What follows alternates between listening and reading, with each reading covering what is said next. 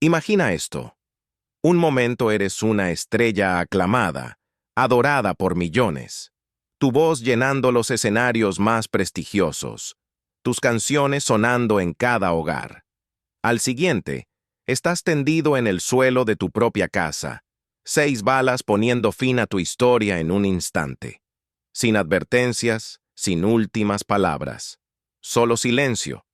Este fue el destino de Víctor Iturbe, mejor conocido como el Pirulí, un hombre cuya voz cargaba con la intensidad del amor, el romance y la melancolía. Pero su propia historia terminó de la forma más cruel posible, asesinado a sangre fría en la entrada de su casa. ¿Quién apretó el gatillo aquella noche? ¿Fue un crimen pasional? ¿Una deuda que debía saldarse? ¿O algo mucho más calculado? Algo vinculado a ese mundo peligroso que acecha justo debajo de la superficie de la fama. La investigación no llevó a nada.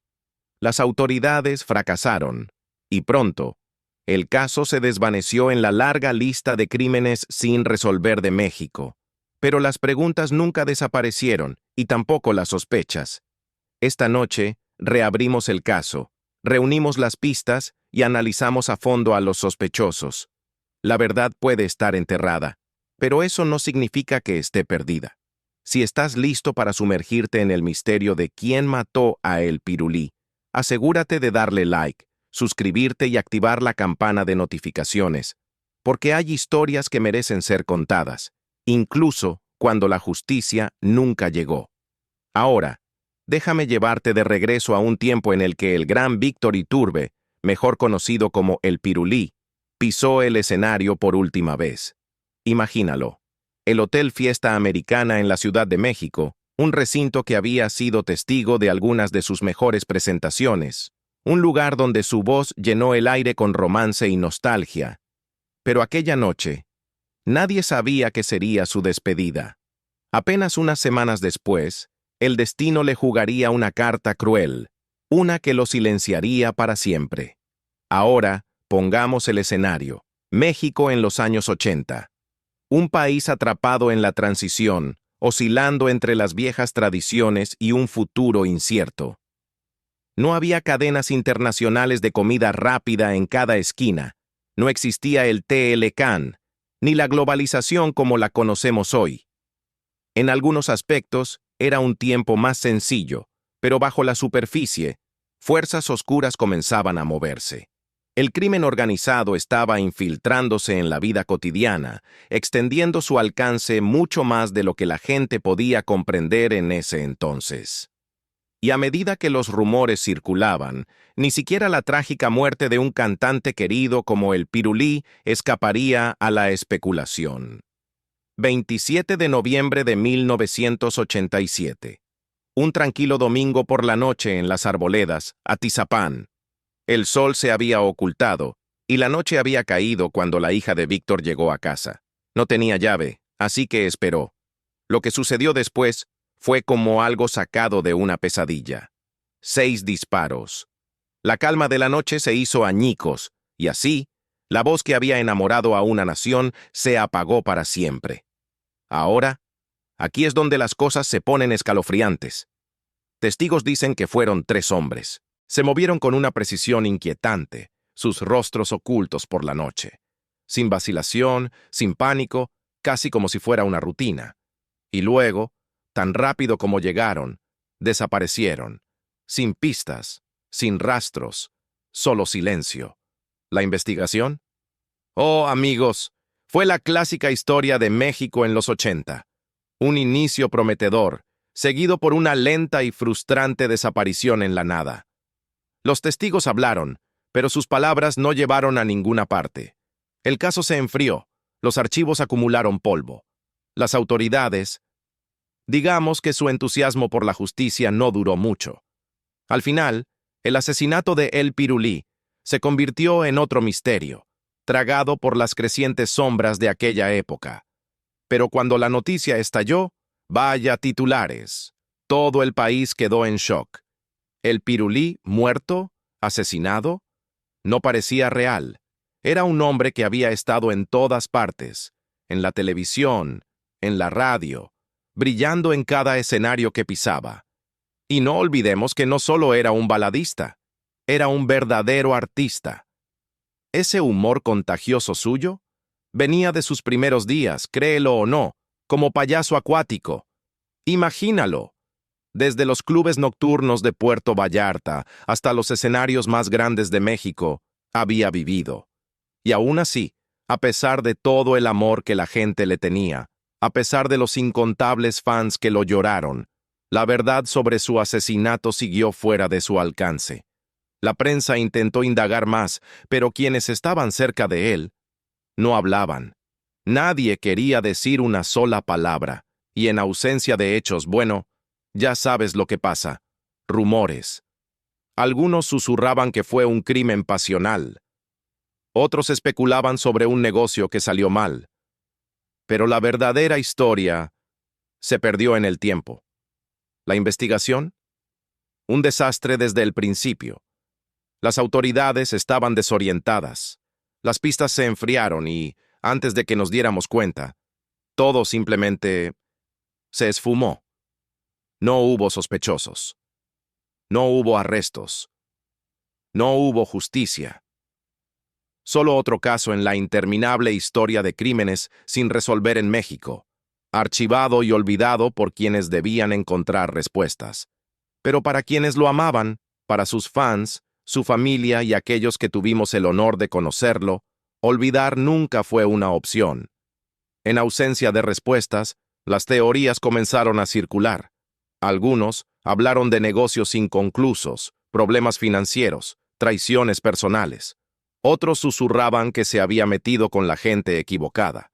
Pero sin pruebas, todo era pura especulación. Y aún así, algo en su muerte se sentía diferente. Como el inicio de algo mucho más oscuro que comenzaba a infiltrarse en nuestro mundo.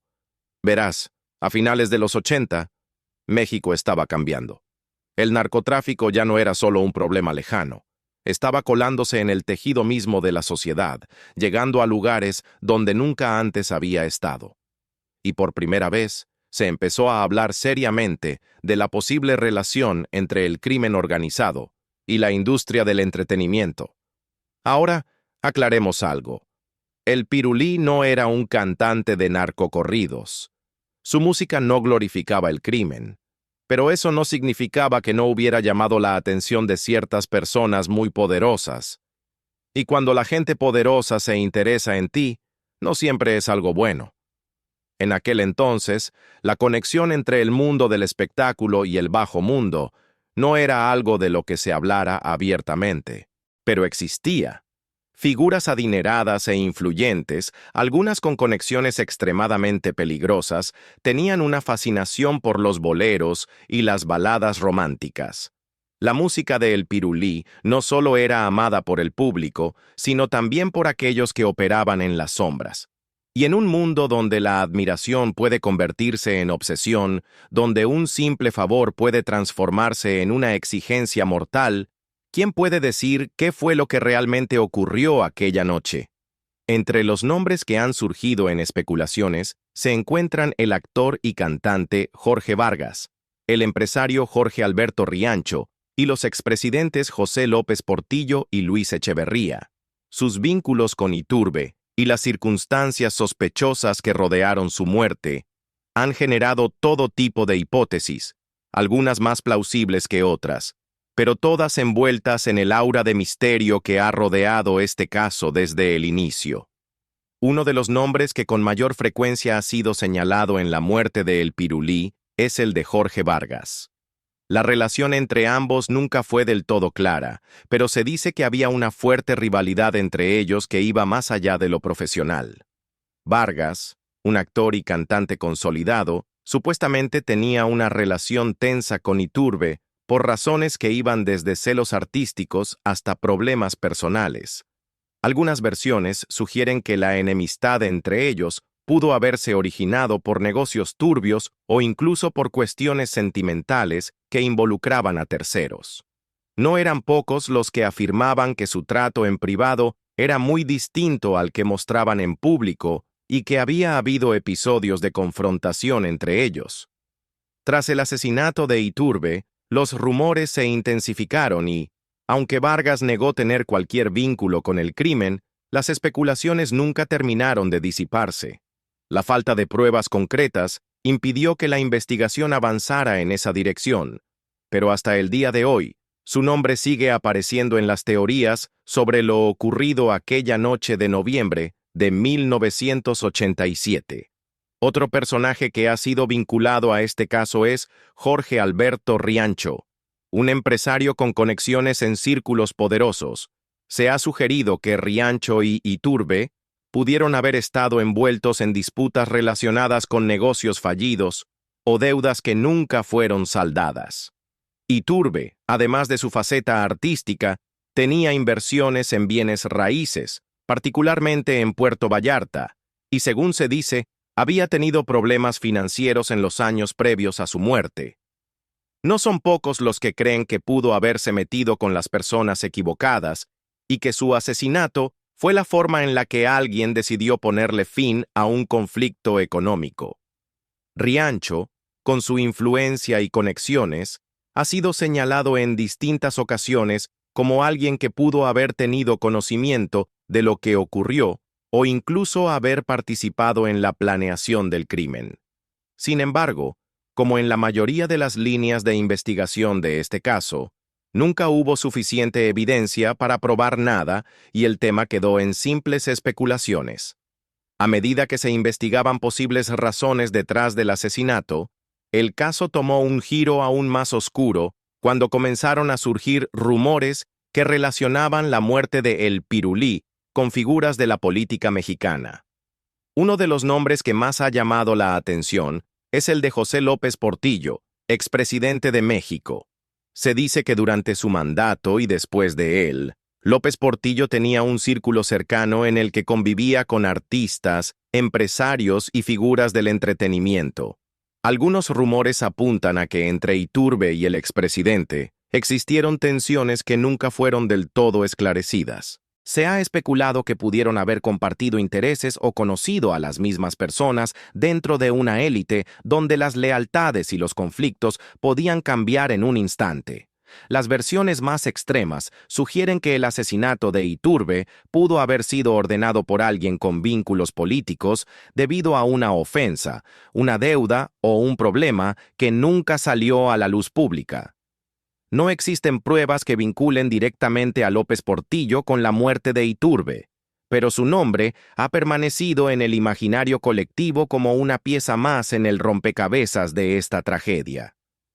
Otro expresidente cuyo nombre ha sido mencionado en relación con la muerte de Iturbe es Luis Echeverría, una figura controversial cuyo legado estuvo marcado por episodios oscuros en la historia de México.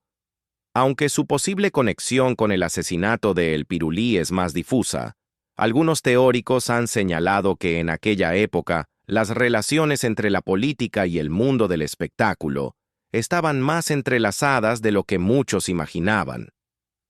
Se ha sugerido que ciertas élites del poder utilizaban a artistas para su entretenimiento o incluso para otros fines. Y cuando alguien rompía las reglas o se volvía incómodo, podía terminar en una situación peligrosa.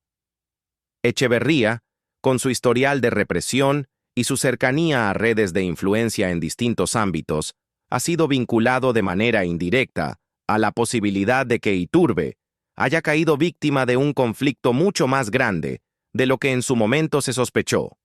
Aunque no existe una línea clara que conecte a Echeverría con el asesinato, el hecho de que su nombre haya aparecido en teorías sobre el caso solo añade más incertidumbre a una historia ya de por sí enigmática. Y hablemos de esa noche, 27 de noviembre de 1987. 6 disparos. 6. A quemarropa. En ejecución. No hubo lucha. No hubo vacilación. Solo violencia rápida y calculada. Esto no fue un robo que salió mal. Esto fue una eliminación. Y sin embargo, cuando llegó la policía, las cosas solo se volvieron más turbias. He visto mucho en mi vida, pero déjenme decirles, esta investigación fue una completa pesadilla. Desde el principio, Hubo rumores de que la escena del crimen había sido manipulada. Algunos decían que pruebas clave desaparecieron.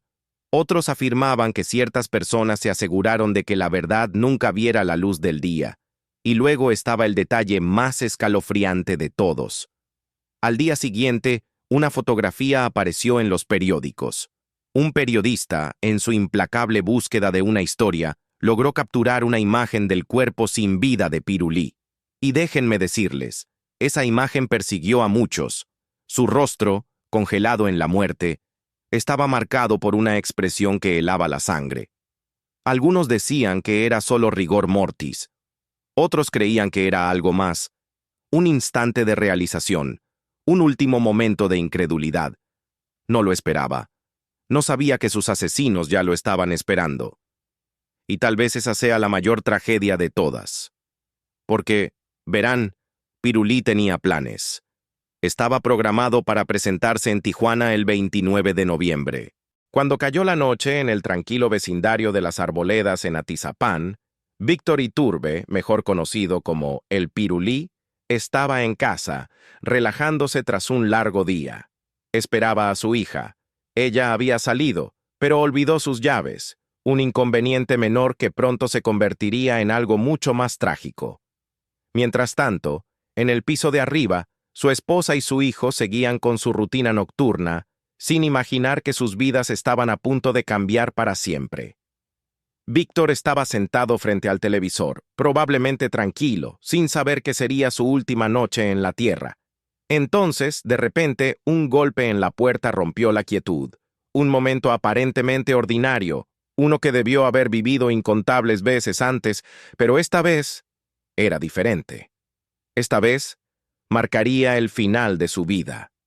Testigos recordarían más tarde los acontecimientos de esa fatídica noche, hechos que aún atormentan a quienes estuvieron allí. En cuanto Víctor abrió la puerta, 3 hombres lo esperaban. No hubo palabras, no hubo exigencias. Sin titubear, los atacantes dispararon 6 veces a quemarropa, impactándolo varias veces en el abdomen.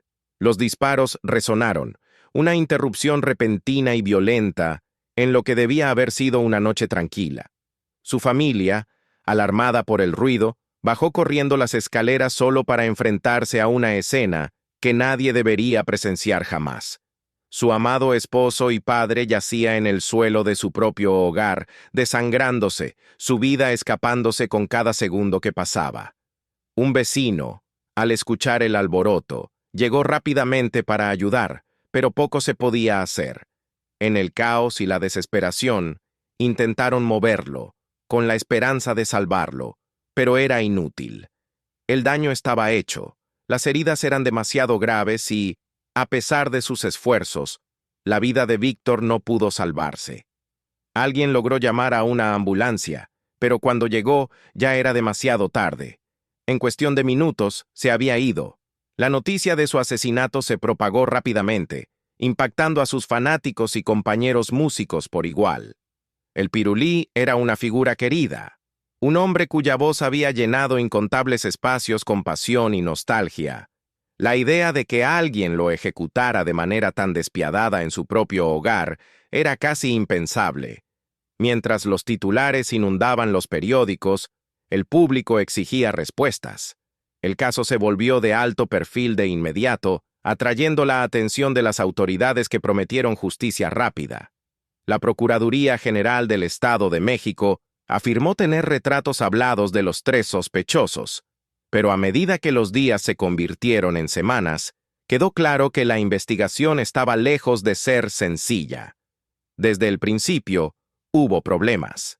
En su desesperado intento por ayudarlo, la familia había alterado la escena del crimen sin darse cuenta, dificultando que las autoridades establecieran exactamente lo que había sucedido.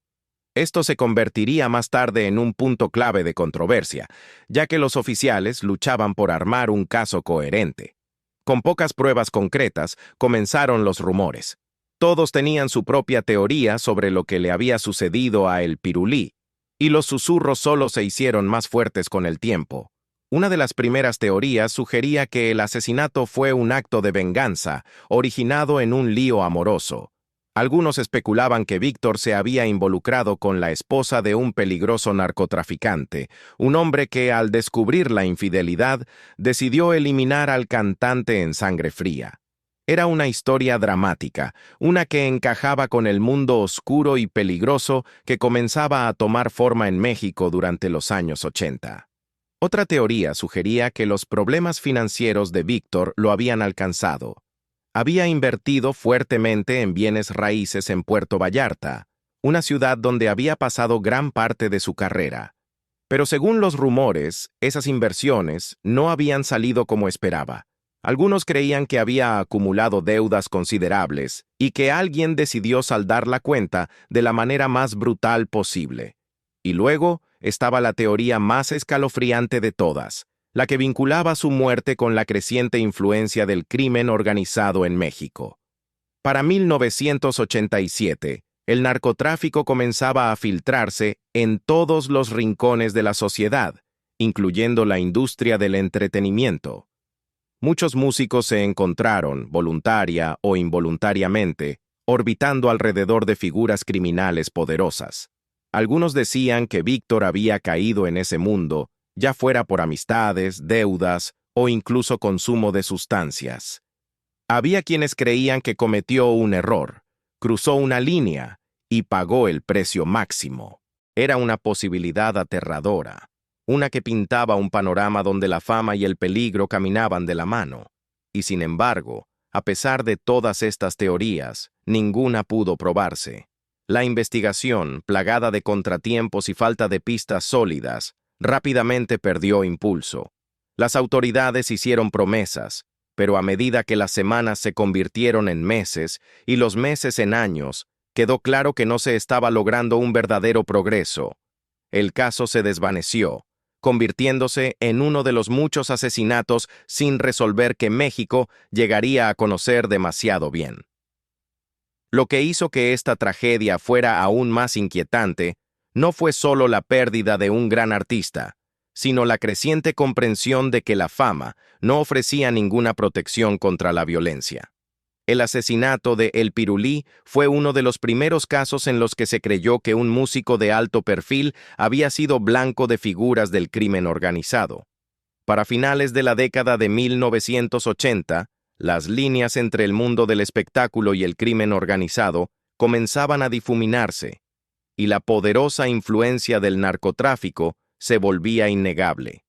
Los capos de la droga, atraídos por el glamour de la cultura de las celebridades, formaban conexiones con cantantes, actores y figuras públicas, a veces como mecenas, otras veces como amenazas.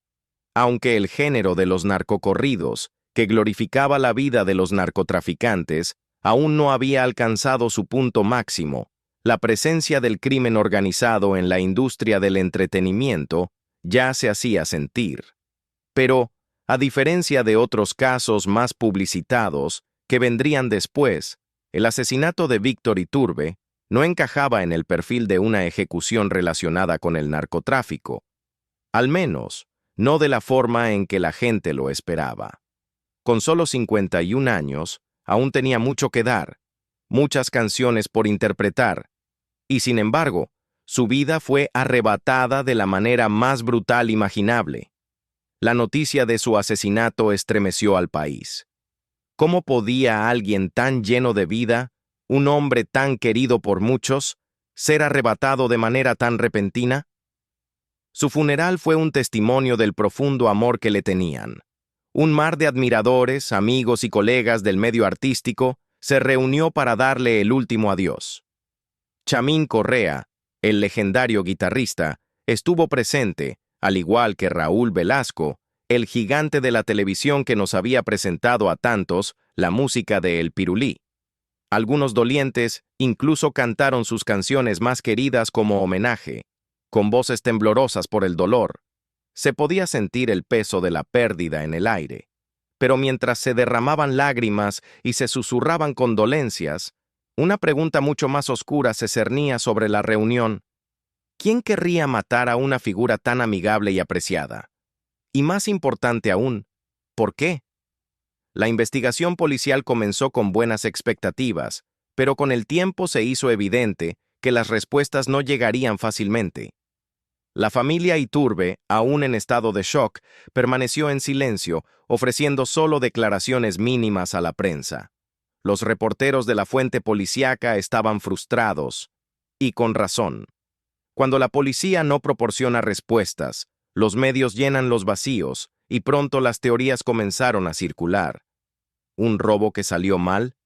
Improbable. La casa no mostraba signos de haber sido forzada, y no faltaba nada. No, los asesinos no habían ido en busca de objetos de valor.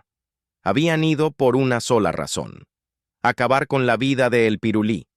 A medida que las semanas se convirtieron en meses, el caso perdió impulso y la especulación tomó el control. Los rumores empezaron a extenderse, algunos más descabellados que otros.